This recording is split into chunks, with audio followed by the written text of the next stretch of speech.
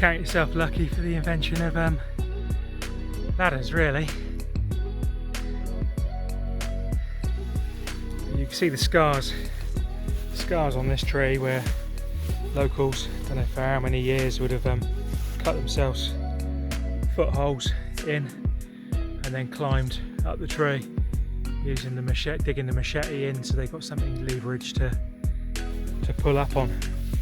You know, I've no idea how you determine the age of a coconut tree, but yeah.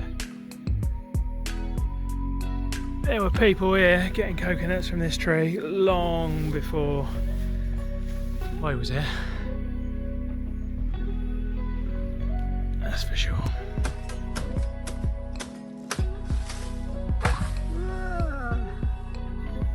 When they asked me, where do you see yourself in 5 years' time?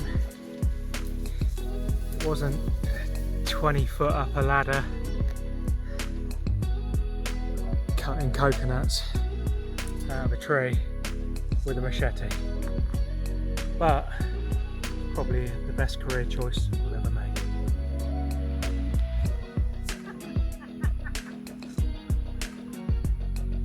I can't see you. There she is, look. As far away as you could possibly get.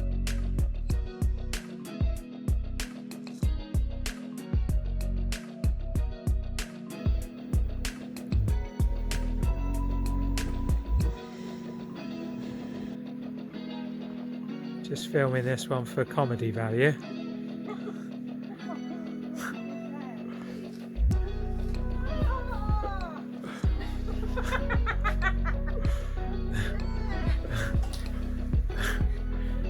Oh my god. Fucking hell.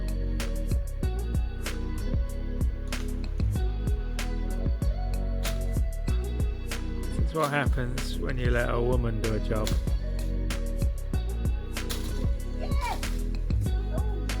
Yeah, I can edit that bit out.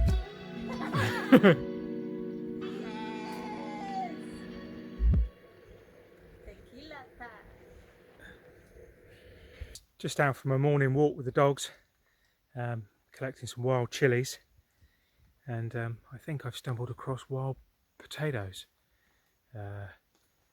Yeah, they look like a potato, so I'm going to take a few and see whether they taste like potatoes. But my new favourite thing is cassava.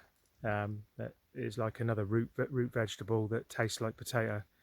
Had it last night, boiled it. Dogs had it, fried it as well for myself with some sausages. Was actually better than potato. Yeah, let's have a look at these wild potatoes and then take them back and see if they are actually potatoes. Potato.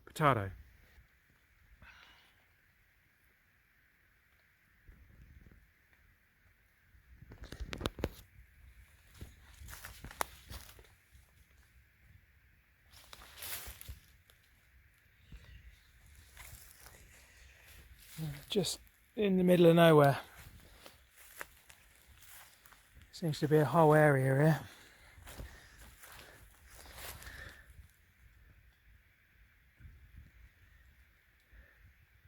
So I'm just going to take the biggest ones and leave these little small ones.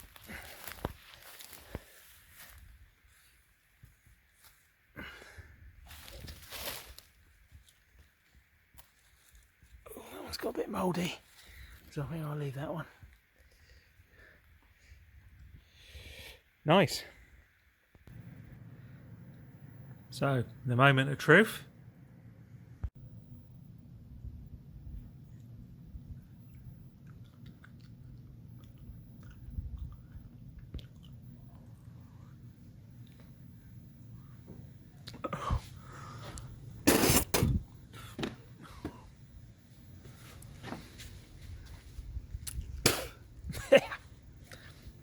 No, not potatoes. Please leave a comment if you know what they are. Sure, that won't be the last non-edible food stuff I shall consume on Taveuni Island. Trial and error. .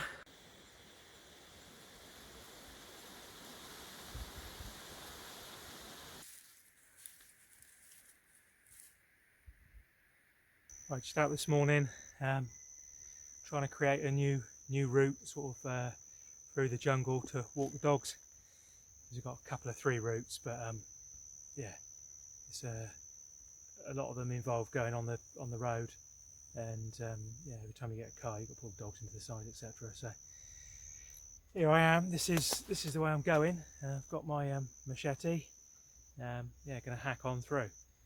This is the way I've come. You might not be able to see it because the sun's behind. I've already hacked the way down here. I'm probably 50 odd meters down here. Yeah, I don't know how far. I'm just going to probably go for another 100 meters or so, and then continue it on another day. Sort of cutting from one road over there and trying to cut to another road over there. I can see that big coconut tree in the distance. Sort of cut that way, and then we've got a bit of an off-road route to do something a little bit different.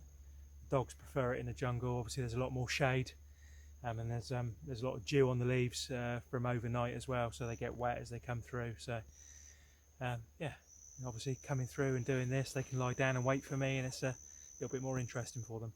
So I'm going to crack on.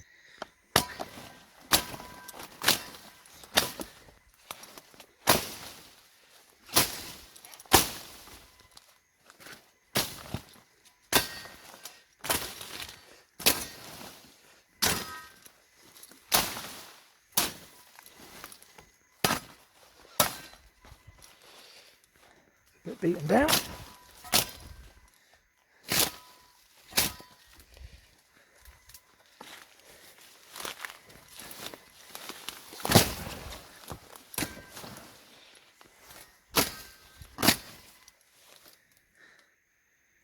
Right, only about another half a mile to go then. Machete power. Powered by machete. Half an hour of that. Yeah, and I've managed to come through to a bit of a clearing now, where there's carver being planted and taro and dallow. Yeah, absolutely soaking in sweat now. Just got sweat absolutely running off of me everywhere. Flies flying all around me. Yeah, half an hour's enough for me. But you got men out here doing this every single day. I walk past. They're clearing the land with machetes to plant their crops. They're local farmers, also planting carver. So I think that's one of the top earning crops. But yeah, hats off to them really, to make ends meet, to yeah, come and do this every single day in this heat with this humidity. Yeah, I am absolutely sopping. Dogs have run for the nearest bit of shade, so yeah, hopefully this clearing goes to the nearest road, otherwise I've got to do a little bit more, or I'll go all the way back.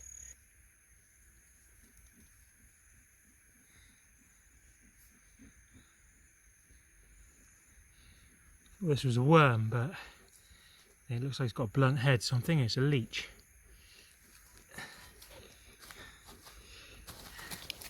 Some sort. If you're a worm or leech expert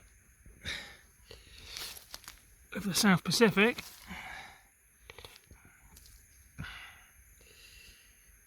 please let me know in the comments below.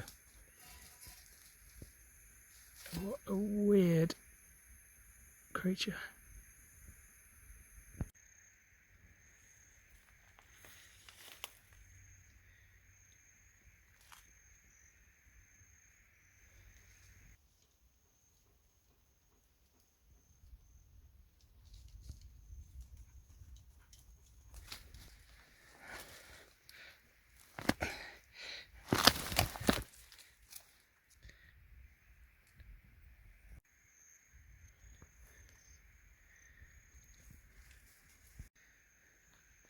So the thing is, even if you come into a bit of jungle, the signs of that man's been here previously is everywhere. There's a big lorry or truck tyre of some sort here. There are remnants of a digger or a dozer track. Yeah, just rotting away. Curtain or something. Jungle life. It's like a alternator or a dynamo of some sort. Yeah, probably find the rest of the machine buried here somewhere.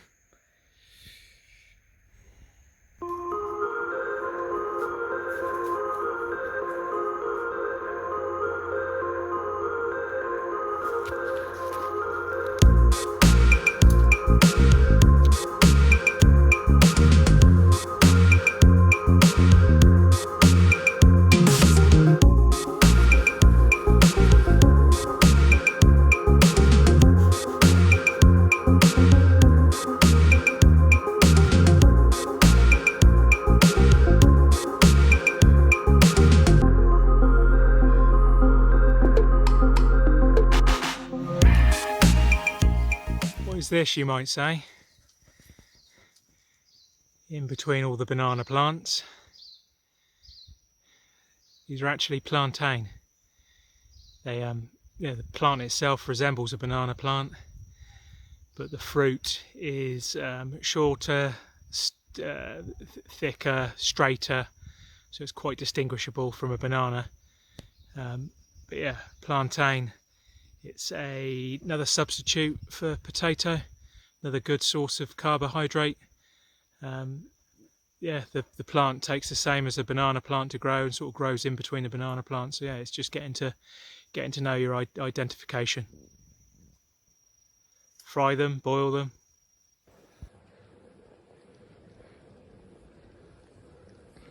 Thomas, hunter-gatherer, returning from a walk. What you got there? Smashed avocados. What you found? Some plantain. Some window slat holders. Glass holders.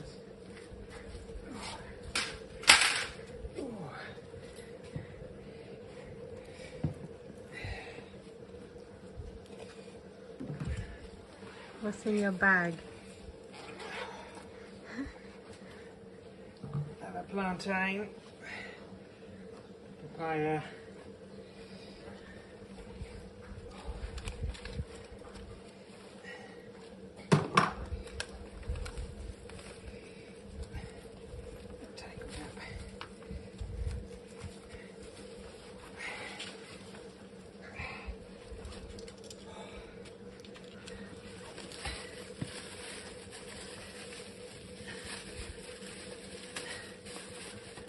cassava.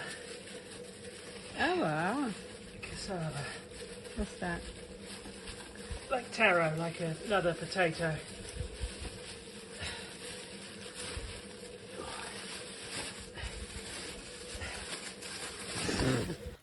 Just out here in the back of the garden, collecting something which I think they call choker or chocker, the locals.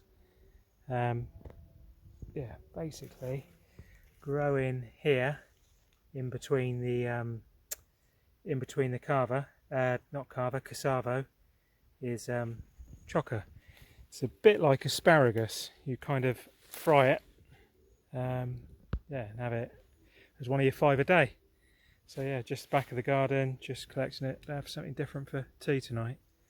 Chocker or choker. Chocker. Choker. So here's a good example. You snap it down towards the second leaf. So we snap it there.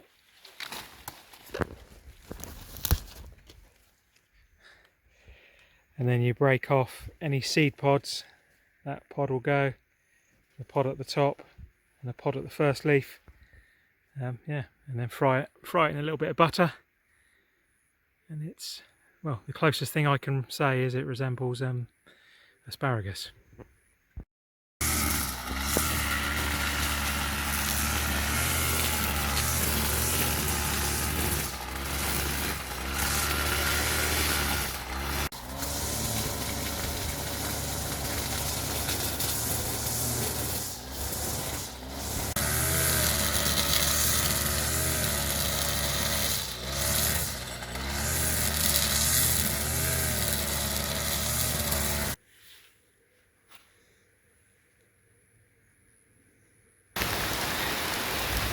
Just in the middle of a really heavy thunderstorm, downpour, out walking the dogs this morning.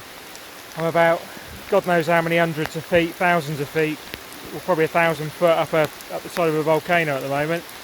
Coming down the road, and there's a bloody crab in the middle of the road.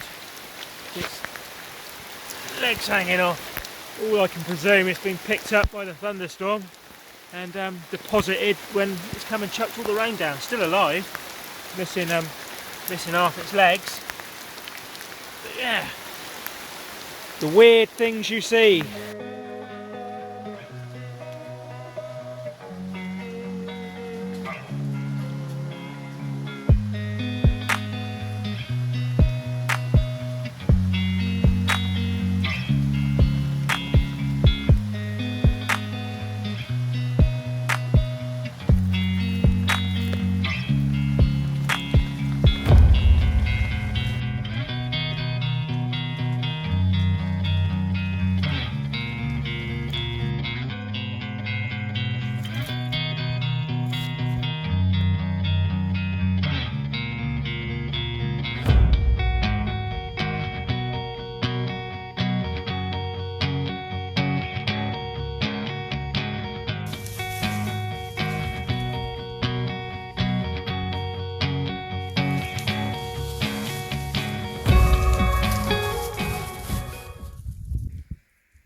So killing trees with a machete, basically to get all the leaf cover off the tree. This method's called girdling. Yeah, taking the ring of bark off a tree basically, so that it can't get its nutrients up to the top of the canopy, and yeah, that kills a tree.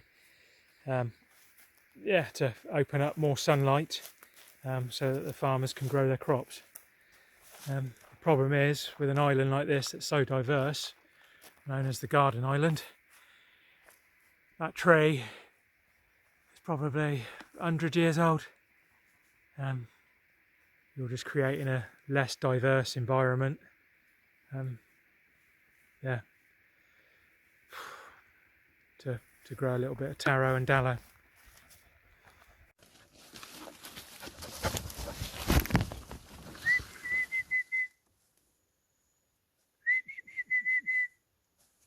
Dexter.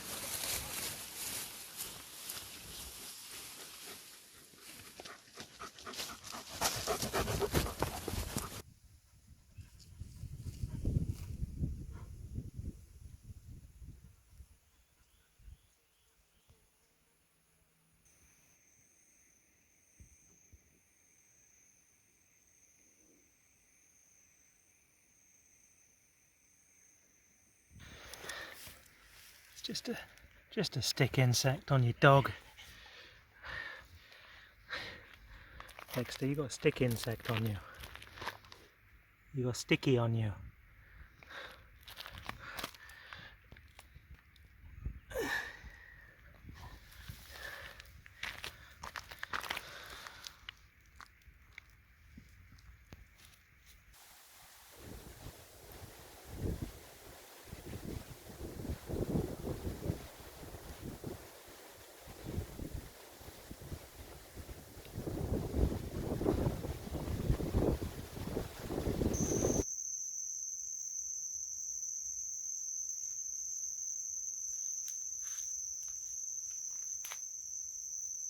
I'm Thomas,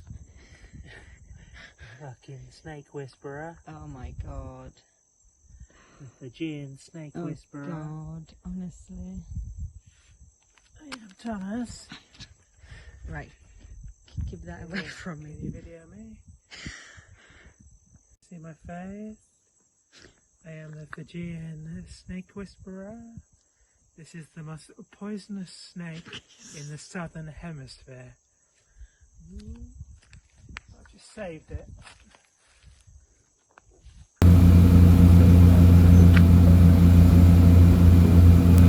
I fly into Suva, have fun with a car rental company, not. Gotta work, never tell, keep your head down, find what you love and excel, yeah. Push and pull and buy a 4x4. and ship it back to Taveuni. The night boat was out of this world. Quite literally an experience I'll never forget. If you've enjoyed this video, please like and subscribe. Vinaka.